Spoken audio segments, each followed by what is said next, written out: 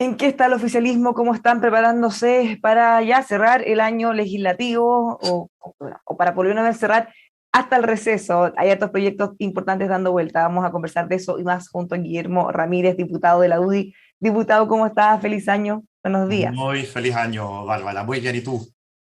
Muy bien y ansiosa por preguntarle algunas cosas, como por ejemplo, pese a todo lo críticos que fueron desde su sector con lo que había ocurrido en la convención, no se ponían de acuerdo. ¿Qué clase de gobernabilidad nos pueden dar desde la probabilidad?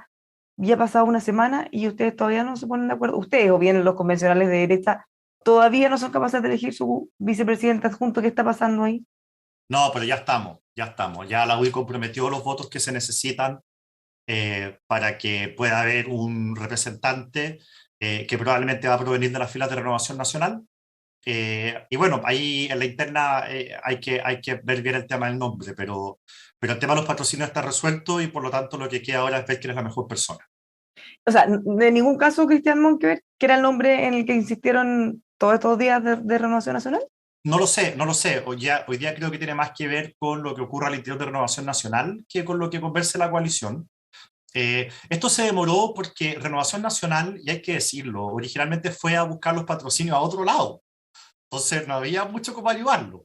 Eh, Porque nosotros teníamos las firmas, por supuesto, somos coalición, y la verdad es que la relación entre la UDI y RN ha sido muy buena en los últimos años, ¿ah? Muy, muy buena aquí en el Congreso, a nivel de directiva, en las negociaciones electorales. Pero por alguna razón que nadie entiende, los constituyentes de RN prefirieron ir a buscar firmas a la izquierda. Entonces, a Y por nosotros nos qué? dejaron. Porque la única forma de entender eso hubiera sido en el caso hipotético que algunos soñaron quizá, en tener dos vicepresidencias y no una. Quizás esa Esa fue la era la apuesta de apuesta. RN y me parece una apuesta interesante. Si hubiera resultado, habría sido un golazo. Bueno, no resultó, si es que esa era la intención, y ahora volvemos a la vieja tradición de ayudarnos entre nosotros. Así que esto eh, básicamente está resuelto y vamos a tener a nuestro representante, Bárbara, para que quede claro, la UDI va a poner las firmas y el representante en la mesa no va a ser de la UDI, no hay problema con eso. Así el tema que ha trascendido todos los días no era que iba a ser de la UDI, era que no querían un nombre, que era el que había propuesto Renovación Nacional, No, pues que no se sentían identificados. yo insisto en que la demora tiene que ver con que originalmente Renovación Nacional fue a buscar las firmas a otro lado. Lo que pasa es que, y esto tiene un sentido, Álvaro, para que la gente entienda. Rodrigo Álvarez, que fue el vicepresidente en el primer periodo, logró ser vicepresidente con las firmas de la UDI y algunas más de otros partidos de Chile Vamos. Pero todavía sobraban muchas firmas de Chile Vamos que no daban para un segundo vicepresidente. Entonces esas firmas Chile Vamos las prestó, por así decirlo, a grupos independientes dentro de la convención. Bueno, era normal en esta pasada que uno fuera de su grupo independiente y le dijera, bueno, ahora nos toca a nosotros. Como nosotros teníamos firmas para un vicepresidente y medio, si antes nos tocó uno, bueno, que ahora nos toquen dos. Eh, pero al parecer eso no resultó. Pero yo creo que tiene más que ver con eso que con un... Yo he visto mucho esto de que en la prensa, que el señor Fuentes dice que aquí había un veto hacia Cristian Monker. Eso no es así. Yo fui secretario general de la UDI cuando Cristian Monker era presidente de Renovación Nacional y las relaciones entre Cristian Monker y la UDI son óptimas. Ya, pero Siempre lo han sido. eran varios convencionales, nosotros conversamos que decían, no, no nos representa muy bien, sobre todo de republicanos, quizá. Bueno, Eh, es que más de republicano y de nuevo, Renovación Nacional fue a buscar esos votos a otro lugar, a ver si nos daba para dos vicepresidentes, pero no resultó, así que vamos a seguir con nuestra escuálida representación en la mesa. Es lo que hay nomás. es lo que hay, es lo que decidió la ciudadanía. Pues. Bueno, cambiémonos de tema, porque se ha generado tensión o no, le pregunto respecto al llamado que hizo el presidente electo al Senado, en este caso, para que aprueben el proyecto de indulto o amnistía para otros de los denominados presos de la revuelta. ¿Cómo ve que caen esas declaraciones? ¿Hay espacio o no? Algunos más realistas dicen, si no conseguimos votos de la derecha no hay ninguna posibilidad de aprobarlo. Me pareció una petición extraña, porque la petición fue hecha casi sin matices. Fíjate, Bárbara, que en el proyecto de indulto, que es un proyecto original de Yarna Proboste, entre las cosas que se indultan está, por ejemplo, el homicidio frustrado. O sea, una persona intenta matar a otra, no le resulta, la deja herida o lesionada, y eso se indulta. Está el delito de incendio, metro, iglesias, locales comerciales. Claro, también está el indulto al que va y la pasa, que a mí me parece grave, pero concentrémonos en el incendio, por ejemplo. También está el indulto a agresión a autoridad, como carabineros, PDI, gendarmería, Pero y por lo cuando, tanto, cuando la senadora Yana Proboste era candidata a la presidencia y le preguntaban por esto y le hacían ver estos delitos, decían, no vean este proyecto porque esto no es lo que va a ser, lo vamos a cambiar. Y siempre ella respondía eso. Eso fue hace bastante tiempo, no se ha cambiado sí, nada. no, es que por eso te digo que es curioso el tema de que el presidente electo pida que se apruebe y no matice. Entonces, ¿qué se está discutiendo ahora en el Senado? Si es que excluimos los delitos más graves y dejamos los menos graves, o si en vez, o si dejamos el proyecto tal cual, pero agregamos una compensación para aquellos que perdieron sus negocios. Mira, yo creo que ninguno de esos temas resuelve lo de fondo. Lo de fondo es el asunto de las prisiones preventivas. Si nosotros logramos resolver el tema de las prisiones preventivas sin nombre y sin apellido, porque a mí me cargan las leyes con nombre y apellido, sino que en términos generales va a quedar también resuelto el caso de personas que hoy cumplen prisión preventiva y que a las que todavía no se les acredita que hayan cometido delito. Eh, Porque hay un principio, que es el principio pro reo, que lo que establece es que si la ley es más beneficiosa para la persona que está acusada o incluso que está condenada, bueno, se aplica la ley más beneficiosa. Entonces, habría preferido que el presidente Boric hubiese dicho, mire, ¿sabe qué? ¿Por qué no apuramos una ley que resuelva el problema de las prisiones preventivas, que existe? Y ahí de pasadita hubiera resuelto esto. Pero en vez de eso, pidió que se aprobara la ley de indulto sin matices, y eso a mí me parece que choca totalmente contra el sentido común de la ciudadanía. ¿Cree que de alguna u otra manera lo que el presidente electo está buscando es que este problema se zanje ahora, lo antes posible, antes de que él sea, o hasta de que él asuma, y ahí le toque a él también tener la pelota en sus manos? Obvio que esa es la intención, pues, pero lo hizo mal. O sea, si él quería que este asunto se resolviera, él lo que debería haber pedido era esto con matices, o bien que se resolviera el tema de las prisiones preventivas con un proyecto aparte. Yo estoy seguro que eso se habría aprobado en tiempo récord y eso habría resuelto, en el fondo, de manera oblicua, si usted quiere, el caso de las personas que hoy día están con prisión preventiva, que han estado mucho tiempo en prisión preventiva y a las cuales todavía no se les acredita participación en algunos hechos. Entonces, creo que fue una manera torpe de hacerlo. Y bueno, el presidente de la Comisión de Constitución del Senado, el senador Araya, que no es de derecha, dejó muy en claro, la ley es mala en el fondo, en la forma, y los plazos no dan. Entonces, al final la petición del presidente electo duró como 2 minutos en la incertidumbre. No, o sea, dijo todo eso que usted dice y además agregó, no tenemos los votos, Bueno, y además pensando agregó que en... no tienen los votos. Ahora, los votos siempre pueden estar en la medida en que hay algo que sea razonable, pero lo que hay es completamente irracional. O sea, yo no veo a ningún parlamentario de derecha, y espero que tampoco a los de izquierda moderada, indultando a personas que quemaron algo o que intentaron matar a alguien. O sea, no hay escenario político, por muy 18 de octubre que sea, que justifique algo así. Coincide con la senadora Jimena Rincón en que si esto no resulta o no se puede aprobar pronto, podría ser el mismo presidente ya en ejercicio quien resuelva, por ejemplo, indultando el mismo, con un indulto presidencial, los caso a caso. Uf, complejo.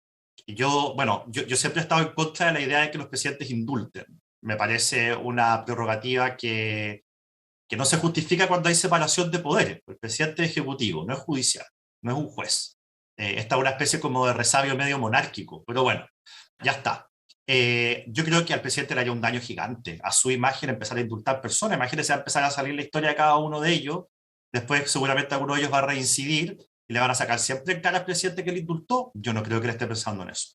Y justamente porque él quiere evitar llegar a ese punto, es que yo creo que está tratando de apurar el asunto ahora para que se resuelva antes de que le llegue a él este fierro caliente. Eh, yo la invitación que haría, porque está partiendo el gobierno, entonces uno no le quiere pegar y uno no quiere ser tan duro, yo la invitación que haría para ser bien moderado, eh, presenten un proyecto de ley que solucione el problema, porque existe el problema de las prisiones preventivas.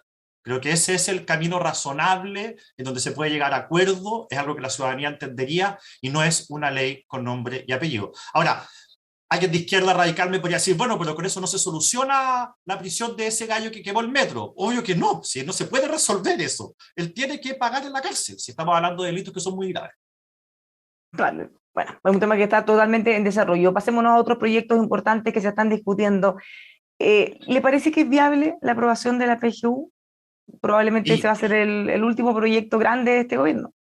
sí, absolutamente. La Cámara, que como tú bien sabes, es un comedor de mono, no sé, sacó los dos proyectos, el de financiamiento y el de la PGU, en una semana, y por unanimidad.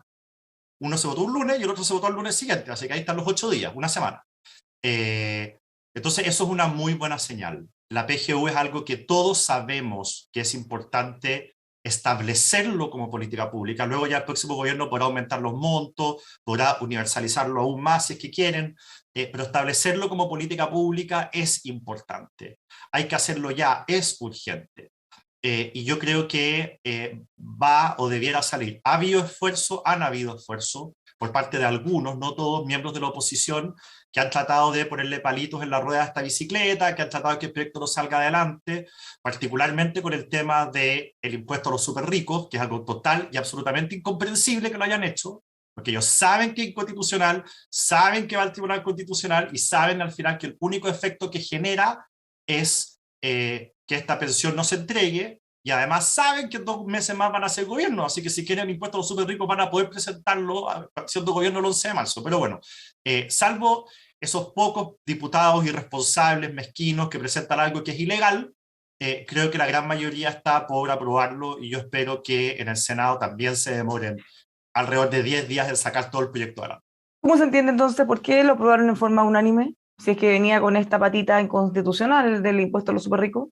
Porque la segunda votación, que fue la votación del financiamiento, que fue unánime, venía con esta indicación ilegal que había metido la izquierda a la fuerza. Entonces nosotros lo votamos a favor, porque era el financiamiento para la PGU, obviamente que la parte del impuesto a los súper ricos no era lo que estábamos votando a favor, y la izquierda más radical dice, bueno, pero aquí les metimos el impuesto a los súper ricos, y también era una especie de triunfo para ellos. Pero hoy día en el Senado sabemos que el impuesto a los súper ricos no goza de mucha popularidad, saben que es ilegal, y la verdad es que no va a ser tema, o sea, no va a estar esa parte, y lo que hay que hacer ahora es, claro, la izquierda lo va a pintar de otra manera, ¿cierto? Va a decir, no estamos muy seguros de que recaude. Ok, cada uno argumenta como quiere, pero al final del día saben que es inconstitucional. Ya, o sea, en el fondo lo aprobaron de todas maneras para no entrabar el proyecto sabiendo o esperando, cruzando los dedos, que eso se caiga en el Senado o Así eventualmente es. después en el TC. ¿Qué le parecen ahí esas declaraciones de la diputada senadora electa Alejandra Sepúlveda, que dice que el gobierno, el Ejecutivo, el presidente Piñera tiene que obedecerle a la Cámara y no ir al Tribunal Constitucional? Bueno, es la nueva institucionalidad, pues la institucionalidad Sepúlveda. Porque la institucionalidad Sepúlveda dice otra cosa a la que dice la ley, la institucionalidad Sepúlveda dice otra cosa a la que dice la Constitución. Yo le voy a hacer caso a la Constitución y a la ley. Yo cuando juré como diputado, juré respetar la Constitución y la ley y no la institucionalidad Sepúlveda.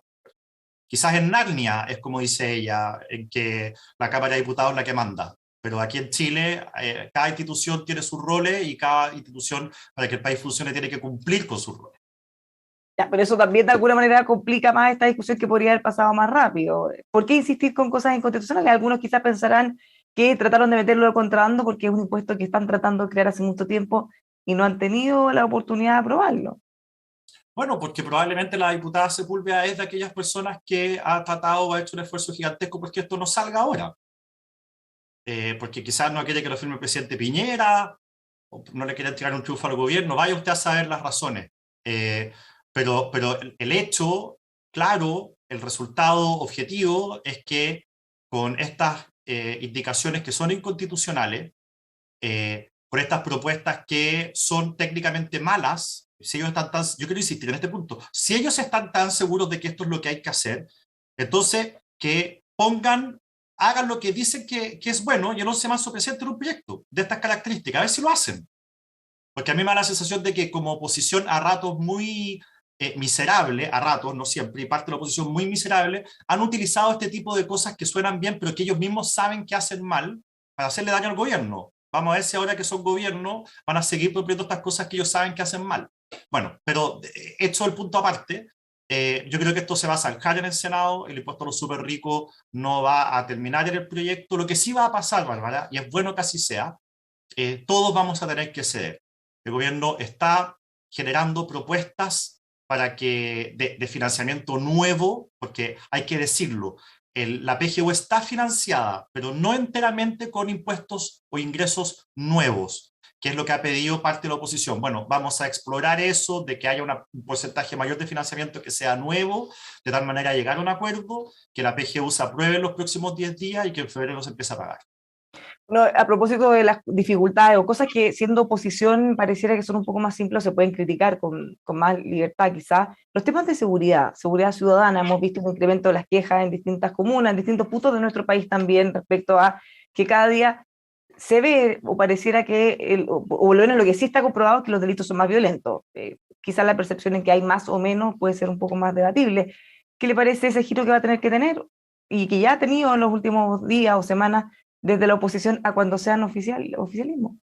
Bueno, acá hay dos temas. Uno, que la oposición nunca ha sido muy amiga de reprimir la delincuencia, y lo que nosotros estamos viendo es que usted tiene razón, la cantidad de casos es discutible si ha aumentado o no, pero sí lo que no está en discusión es que ha aumentado la violencia. Yo estoy de acuerdo en eso con usted.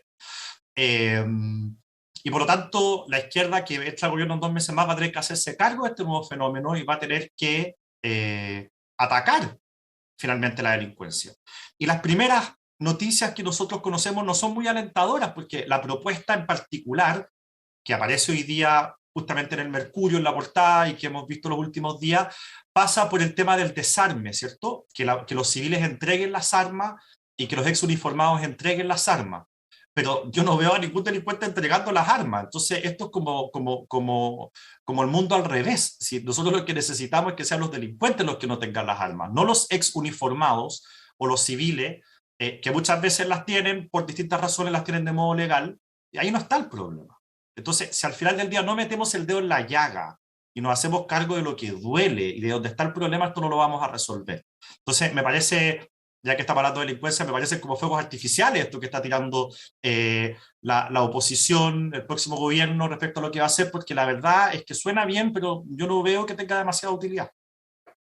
¿Y qué oposición van a hacer ustedes? Es que también es el próximo desafío, me imagino que ya están viendo, algunos han dicho, no vamos a hacer lo que nos hicieron, tantas acusaciones constitucionales, obstruccionismo, tanta crítica. ¿Cuál va a ser la postura? ¿En qué están conversando respecto a eso? Bueno, ahí, hablando de meter el dedo en la llaga, tú lo estás haciendo, porque hay una discusión al interior de Chile Vamos respecto a qué tipo de oposición vamos a hacer. Están los otros, yo no me interpreto, yo no tengo esta posición. Hay algunos que creen que tenemos que, en el fondo, hacer lo mismo que hizo la oposición estos 4 años, que, como lo dije hace un rato, fue a ratos una oposición miserable. Ahí están todas las acusaciones constitucionales, que fueron más de 10. Ahí están todas las cosas ilegales que ellos por la fuerza hicieron legales, votándolas simplemente su admisibilidad en el Congreso. Ahí está el lenguaje que muchas veces se ocupó. En fin, ¿para qué vamos a seguir? Y que al final del día pareciera que el principal norte era hacerle daño al gobierno y no su principal norte era hacerle bien al país. Un comentario al margen.